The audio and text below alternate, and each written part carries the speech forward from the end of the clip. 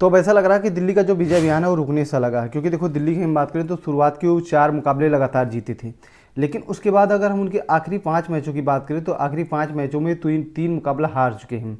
उनका विजय अभियान जो रोका था वो मुंबई ने रोका था, उसके बाद में उनको पटकनी दी गुजरात ने, फिर अब कल उनको आरसीबी ने उनके ही घर में हरा दिया है।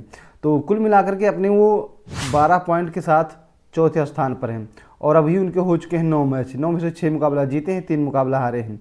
वहीं देखो अगर हम आरसीबी की बात करें तो आरसीबी लगातार अपना जो कद है वो बढ़ा रही है, वो अभी तक 14 पॉइंट लेकर के टेबल टॉप में बैठी है। वहीं अगर हम देखो विराट कोहली की बात करें तो ऑरेंज कैप होल्डर हो चुके हैं। वहीं जेसन जो उनके गेंदबाज हैं जोश हेजलवुड, वो भी अब पर्पल कैप पहन चुके हैं। तो यानी कि अब आरसीबी के पास सब कुछ आ चुका है, ऑरेंज कैप, पर्पल कैप, उसके बाद में टेबल टॉप पे भी आरसीबी ही है। आरसीबी के पास 14 पॉइंट हो चुके हैं। अब उसको चाहिए कि आराम से उसके जो बचे हुए मुकाबले हैं, अभी तक उसके 4 मुकाबले बचे हैं, अभी उसके आगे आने वाले दिन में 4 मुकाबले बचे हैं और उसको चाहिए कि 4 मुकाबलों से कम वो 3 मुकाबला आराम से जीते, जिसके चलते उसका जो 14 पॉइंट हो और 20 पॉइंट हो जाए और आराम से क्वालिफाई कर जाए और नंबर 1 पर है। नंबर 1 पर रहने में उसको फ़ायदा भी है, क्योंकि अगर नंबर 1 पर आप रहते हैं तो आपको 2 चांस मिलता है फाइनल में जाने का। पहली बार अगर आप भिड़ते हैं तो हार जाएंगे तो भी कोई दिक्कत नहीं, उसके बाद अगर आप दूसरे नंबर पर रहते हैं तो भी यही सिचुएशन होगी। लेकिन अगर आप तीसरे और चौथे नंबर पर टेबल फिनिश करते हैं तो आपको थोड़ी सी दिक्कत हो सकती है। अगर आप एक भी मुकाबला हारे तो सीधा आप क्वालिफाई से बाहर। लेकिन आरसीबी अगर 18 या 20 पॉइंट 18 पॉइंट भी कर लेती तो भी वो टेबल में जो हो पहले या दूसरे स्थान पर रह सकती है। तो अब दोस्तों अगर हम कल के मुकाबले की बात करें तो कल एक बार फिर से विराट कोहली ने दिखा दिया कि वो फिनिशर क्यों कहे जाते हैं। उसके साथ कुणाल पांड्या ने जिस तरह की पारी खेली काफ़ी लाजवाब रही। कुणाल पांड्या एक तरफ खड़े रहे और मुकाबला वो चलाते रहे, भले ही उनके साथ विराट कोहली खड़े थे, लेकिन विराट कोहली उस तरह की पारी नहीं खेल रहे थे जिस तरह की पारी कल कुणाल पांड्या ने खेली। और कुणाल पांड्या ने क्या ज़बरदस्त पारी खेली भाई, कि मज़ा ही आ गया। देखो कुणाल पांड्या की बात करें तो वो इससे पहले भी इस तरह की पारी खेल चुके हैं, चाहे वो मुंबई के लिए खेले हों चाहे वो लखनऊ के लिए खेले हों। खासकर मुंबई के लिए अगर बात करें तो वो इस तरह की कई बार पारियाँ खेल चुके हैं और अपनी टीम को भी जिता चुके हैं। कल उनके सामने एक अच्छा मौका था कि वो उस सिचुएशन से जहां पर आरसीबी की टीम पूरी तरह से लड़खड़ा गई थी और वहां से वो टीम को निकाल कर ले जाते और जीत दिलाते, और उन्होंने किया भी। विराट कोहली एक तरफ खड़े रहे, वो भले ही वो रन नहीं मार रहे थे, उनकी जो स्ट्राइक रेट भले ही कम रहा हो, लेकिन वो एक तरफ खड़े थे तो सभी को विश्वास था कि विराट कोहली जब तक खड़े हैं तब तक वो मुकाबला जो है आरसीबी के हक में ही रहेगा।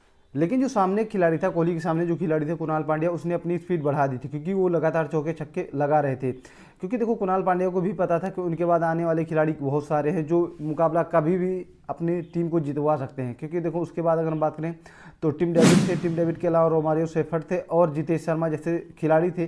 तो इसलिए कुणाल पांड्या ने भी अपनी स्पीड बढ़ाई हुई थी और लगातार चांस ले रहे थे, और वो चांस ले रहे थे लेकिन उसमें वो ज़रा सा भी नहीं फंस रहे थे। उनका जो शॉट था, अगर चौके छक्के की बात करें तो प्रॉपर 6 होता था, ये नहीं कि बीच में गिर जाए, कैच छूटा हो। कैच हालांकि उनको एक जीवन दान मिला था जिसका खामियाजा दिल्ली को भुगतना पड़ा। उसके बाद देखो अगर हम दिल्ली की बात करें तो दिल्ली की तरफ से जितने भी खिलाड़ी थे उनमें से किसी खिलाड़ी ने अपना इंटेंट नहीं दिखाया और वो स्कोर वो नहीं बना पाए जो उनको बनाना चाहिए था।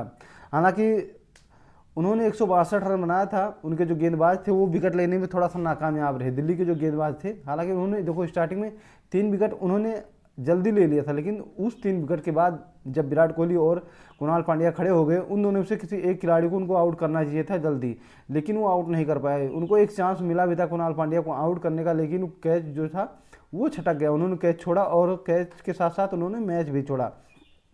अब देखो अगर हम दिल्ली की बात करें तो दिल्ली की तरफ से विकेट कीपर जो थे केएल राहुल, उन्होंने 39 गेंदों पर 41 रन की पारी खेली थी। उसके बाद में तेज तर्रार पारी खेल रहे थे ट्रिस्टन स्टब्स, जिन्होंने 18 गेंदों पर 34 रनों की पारी खेली थी। इसके अलावा जो भी खिलाड़ी थे वो 30 का आंकड़ा भी नहीं पार कर पाए थे, और अगर कोई पहुंचा भी था 28-29 तक तो उनका स्ट्राइक रेट भी बहुत कम था, यानी कि 118-119 का स्ट्राइक रेट था। वहीं अगर देखो आरसीबी की बात करें तो आरसीबी की तरफ से भी कुछ ऐसा ही हाल था, लेकिन अगर दिल्ली की टीम यहाँ 1-2 विकेट ले ली थी तो शायद ये मुकाबला जो था दिल्ली के पक्ष में जाता और दिल्ली इस मुकाबले को आसानी से जीत जाती, और पहले नंबर पर जो आरसीबी की टीम खड़ी 14 पॉइंट लेकर वो दिल्ली के पक्ष में होता, यानी कि दिल्ली की टीम भी 14 पॉइंट लेकर पहले स्थान पर खड़ी होती।